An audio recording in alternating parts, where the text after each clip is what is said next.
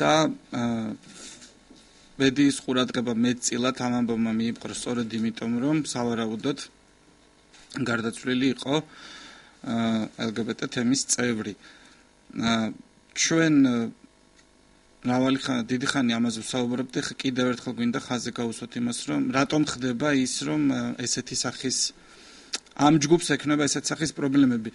საქართველოში ტრანსგენდერი ადამიანები ვერ შეიცვლიან სქესის შესახებ ჩანაწერს პირადობის მოწმობაში და ისინი ვერ შეძლებენ, ვერ ახერხებენ პირადი ცხოვრების უფლების დაცვას, იმიტომ რომ კანონი ამას არ ითხოვს, მაგრამ იუსტიციის სამინისტრო, კერძოდ რეესტრი, მათ თხოვს ცნობას ოპერაციის შესახებ, თხოვს ჰორმონალური თერაპიის დამადასტურებელი დოკუმენტების წარდგენას, რის გამოც ასეთი ადამიანები იძულებულნი ხდებიან დაკარგონ სამსახური, იმიტომ რომ არც ერთ ადამიანს არ უნდა მის პირად ცხოვრებას ვინმე მიისაუბროს და გაიგონ უკანონოდ მისი, ვთქვათ, ბიოლოგიური სქესის შესახებ.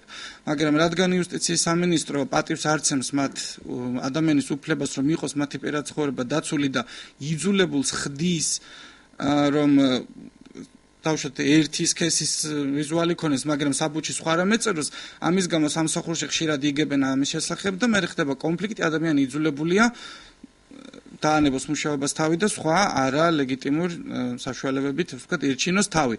ან სხვაგვარად ხდება მარგინალიზებული, რის გამოც ყველაზე ხშირად საქართველოში და საერთოდ მთელ სოფლიოში ყველაზე მოწყვლად და დისკრიმინირებული არის LGBT-ები და LGBT-ებში ტრანსგენდერი ადამიანები.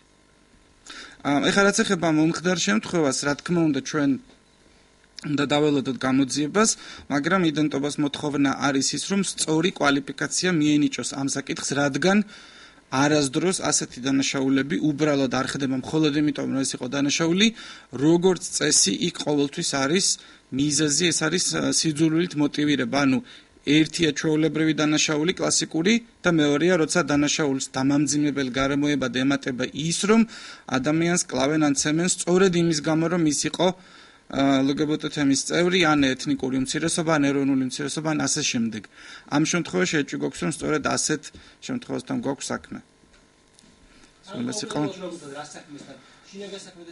კონკრეტულად მე დიახ. კი ბატონო, ვიცი, კი ბატონო. ანუ ამ შემთხვევაში არ ეთანხმება მითხრა საეჭვო არა ინფორმაცია რომ მქონდეს პოლიციას პოლიციას ვეთყოდი ხო რამე ინფორმაცია რომ მქონდეს როგორც წესი მე კიდევ ერთხელ ამბობ რომ ძალიან ხშირად ეს არ არის პირველი შემთხვევა როცა ტრანსგენდერ ადამიანს მიმართ ხდება ძალადობა და რომელიც სრულდება ფატალური შედეგით იდენტობა 4 წელი ამ საკითხებზე მუშაობს და თითქმის 100% შემთხვევებისა პოლიციამ იყო ეს მკვლელობა ცემა ძარცვა თუ სხვა როცა ჩვენ ზუსტად ვიცოდით რომ ამ სხერპლზე იმიტომ იძალადეს რომ ის ამ თემს ეკუთვნოდა პოლიციამ ყოველთვის არასწორი კვალიფიკაცია მენჭა. ანუ მოდი პირიქით ვიტყვი, არც ერთი შემთხვევა არ გვაქვს, როცა პოლიციამ როცა გამოძიებამ პროკურატურამ ან სასამართლომ გამოიყენა სისხლის სამართლის 53 მუხლი, რომელიც სწორედ დამამძიმებელ გარემოებას ითვალისწინებს.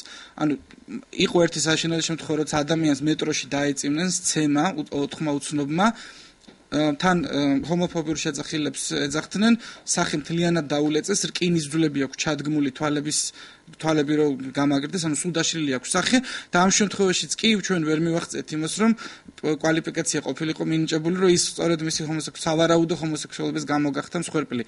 აქედან ხო გეუბნებით, ამ შემთხვევაშიც ვფიქრობთ იმას, რომ სავარაუდოდ ჩვენ გვაქვს საქმე სიძულვილით მოტივირებულ დანაშაულთან და პოლიციამ მეტი გამჭვირვალება უნდა გამოავლინოს ისე რომ პირად ცხოვრების დეტალები რა თქმა უნდა არ გამჟღავნოს ამ მსხვერპლის.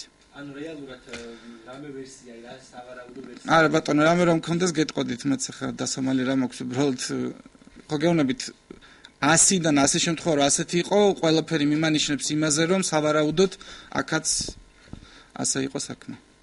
კარგით? მადლობთ. მომწონთ.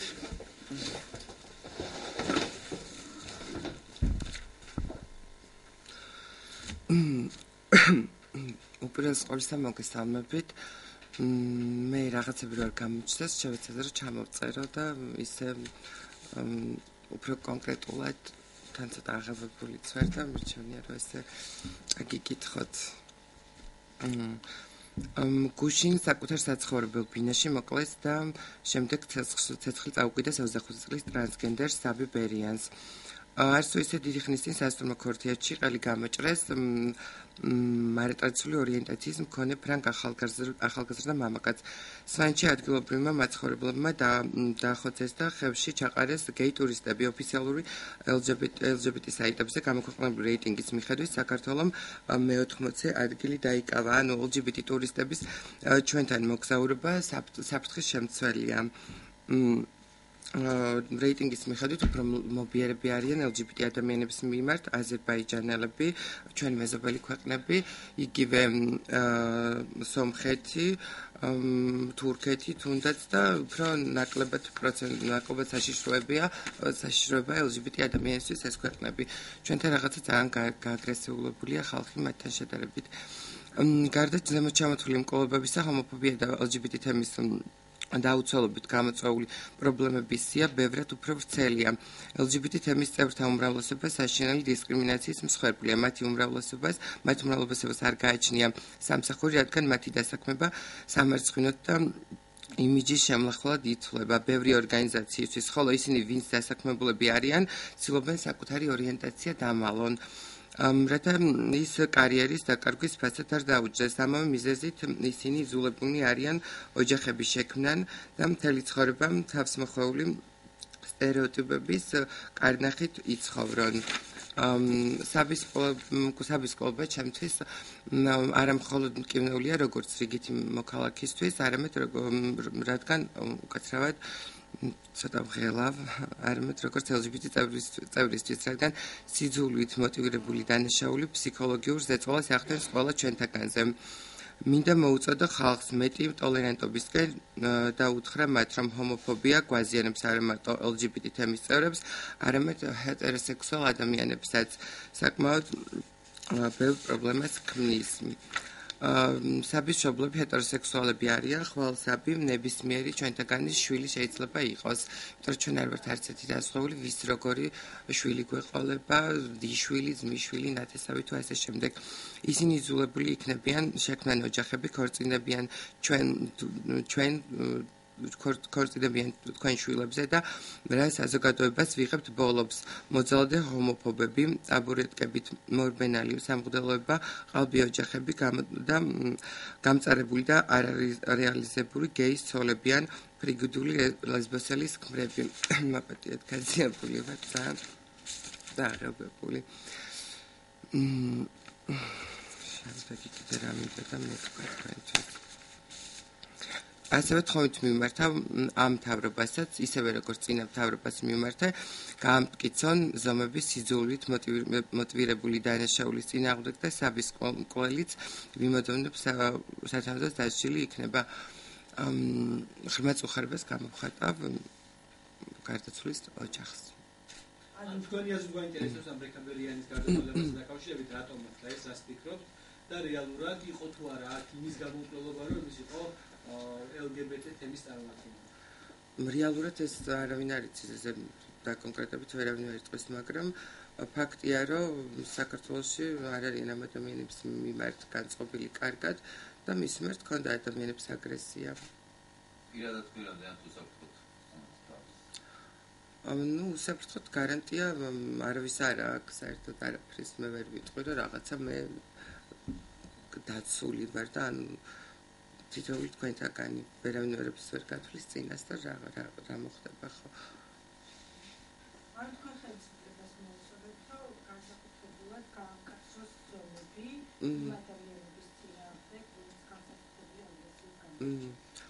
არა, მე რაღაცა პოლიტიკურ განცხადებას არ ვაკეთებ. წინა ხელისუფლების დროსაც მithქვამს მსგავსი ტიპის განცხადება და ეხლაც ვამბობ. კიდევ იმას რამე აინტერესებს.